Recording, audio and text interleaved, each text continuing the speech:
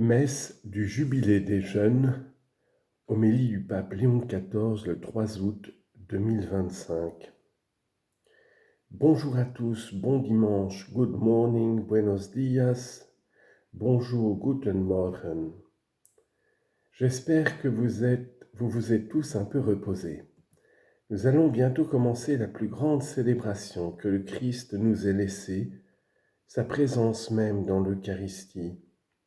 Que Dieu vous bénisse tous et que ce soit un moment vraiment mémorable pour chacun d'entre nous lorsqu'ensemble, en tant qu'Église du Christ, nous suivons, marchons ensemble et vivons avec Jésus-Christ. Bonne célébration à tous. Très chers jeunes, après la veillée vécue ensemble hier soir, nous nous retrouvons aujourd'hui pour célébrer l'Eucharistie, sacrement du don total de soi que le Seigneur a fait pour nous. Nous pouvons imaginer revivre dans cette expérience le chemin parcouru le soir de Pâques par les disciples d'Emmaüs. D'abord, ils s'éloignaient de Jérusalem, effrayés et déçus. Ils partaient convaincus qu'après la mort de Jésus, il n'y avait plus rien à attendre, plus rien à espérer. Et pourtant, ils l'ont précisément rencontré, ils l'ont accueilli comme compagnon de voyage, ils l'ont écouté pendant qu'il leur expliquait les Écritures, et enfin, ils l'ont reconnu à la fraction du pain. Alors leurs yeux se sont ouverts et l'annonce joyeuse de Pâques a trouvé place dans leur cœur.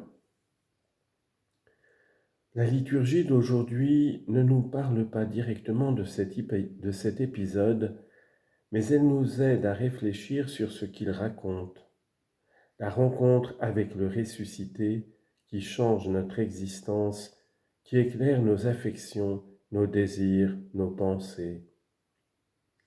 La première lecture tirée du livre de Qoéleth nous invite à faire comme les deux disciples dont nous avons parlé, l'expérience de notre limite, de la finitude des choses qui passent. Et le psaume responsorial qui lui fait écho nous propose l'image d'une herbe changeante. Elle fleurit le matin, elle change, le soir elle est fanée, desséchée. Ce sont deux rappels forts, peut-être un peu choquants, mais qui ne doivent pas nous effrayer, comme s'il s'agissait de sujets tabous à éviter. La fragilité dont il nous parle fait en effet partie de la merveille que nous sommes. Pensons au symbole de l'herbe. N'est-ce pas magnifique un pré en fleurs ? Certes, elles sont délicates, faites de tiges fines, vulnérables, susceptibles de se dessécher, de se plier, de se briser, mais en même temps, elles sont immédiatement remplacées par d'autres qui poussent après elles et dont les premières deviennent généreusement nutriments et servent d'engrais en se consumant sur le sol. C'est ainsi que vit le champ, se renouvelant continuellement, et même pendant les mois d'hiver, quand tout semble silencieux, son énergie frémit sous terre et se prépare à exploser au printemps en 1000 couleurs. Nous aussi, chers amis, nous sommes ainsi faits. Nous sommes faits pour cela, non pour une vie où tout est acquis et immobile, mais pour une existence qui se régénère constamment dans le don de l'amour. Et ainsi, nous aspirons continuellement à un plus qu'aucune réalité créée ne peut nous donner. Nous ressentons une soif si grande et si brûlante qu'aucune boisson de ce monde ne peut étancher. Face à cette soif, ne trompons pas notre cœur en essayant de l'apaiser avec des substituts inefficaces. Écoutons-la plutôt.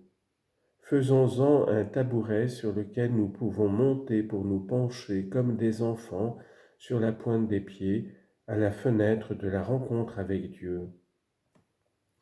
Nous nous trouverons face à lui qui nous attend, qui frappe même gentiment à la vitre de notre âme. Apocalypse chapitre 3 verset 20.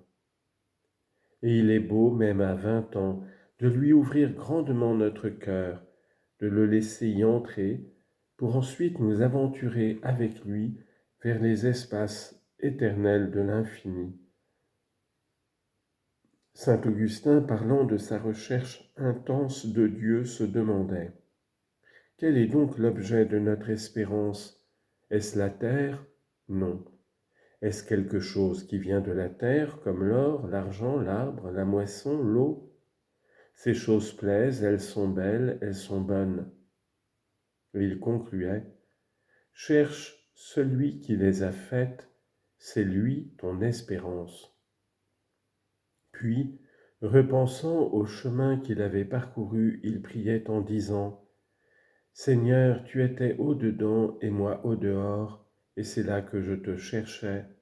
Tu as appelé, tu as crié, et tu as brisé ma surdité, tu as brillé, tu as resplendi, et tu as dissipé ma cécité. Tu as embaumé, et j'ai respiré, et haletant, j'aspire à toi, j'ai goûté, et j'ai faim, et j'ai soif. Tu m'as touché, et je me suis enflammé pour ta paix. Frères et sœurs, ce sont de très belles paroles qui rappellent ce que le pape François disait à Lisbonne lors de la Journée mondiale de la jeunesse à d'autres jeunes comme vous. Chacun est appelé à se confronter à de grandes questions qui n'ont pas une réponse simpliste ou immédiate, mais qui invitent à accomplir un voyage, à se dépasser, à aller plus loin, à un décollage sans lequel il n'y a pas de vol.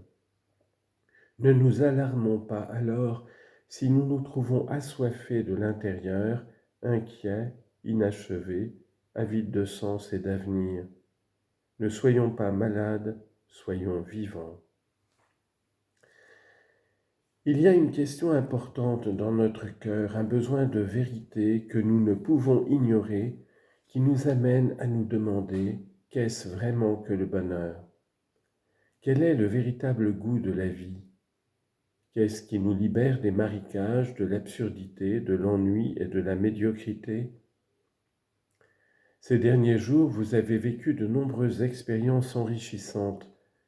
Vous avez rencontré des jeunes de votre âge, venus de différentes parties du monde et appartenant à différentes cultures.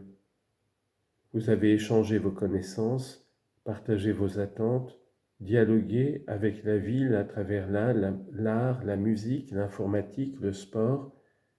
Au Circo Massimo, vous vous êtes approché du sacrement de la pénitence. Vous avez reçu le pardon de Dieu et vous avez demandé son aide pour mener une vie bonne. Dans tout cela, vous pouvez trouver une réponse importante. La plénitude de notre existence ne dépend pas de ce que nous accumulons, ni, comme nous l'avons entendu dans l'Évangile, de ce que nous possédons. Elle est plutôt liée à ce que nous savons accueillir et partager avec joie. Acheter, accumuler, consommer ne suffit pas.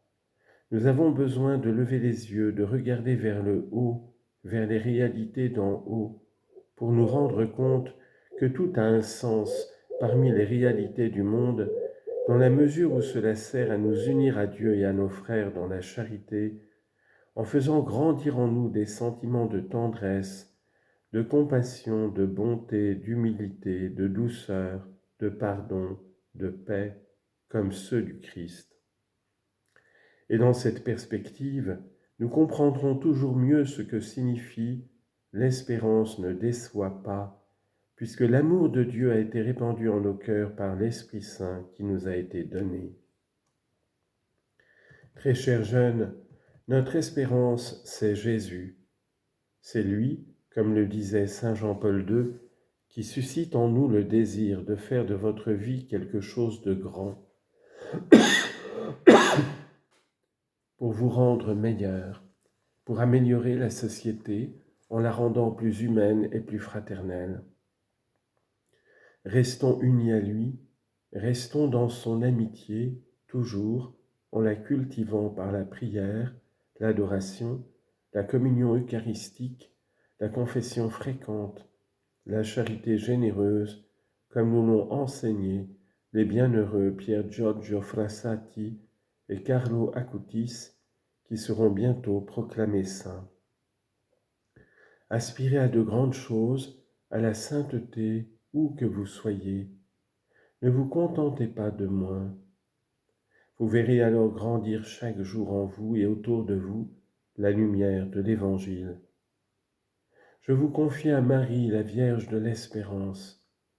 Avec son aide, en retournant dans les prochains jours dans vos pays, dans toutes les parties du monde, continuez à marcher avec joie sur les traces du Sauveur et contaminez tous ceux que vous rencontrez avec votre enthousiasme et le témoignage de votre foi. Bonne route.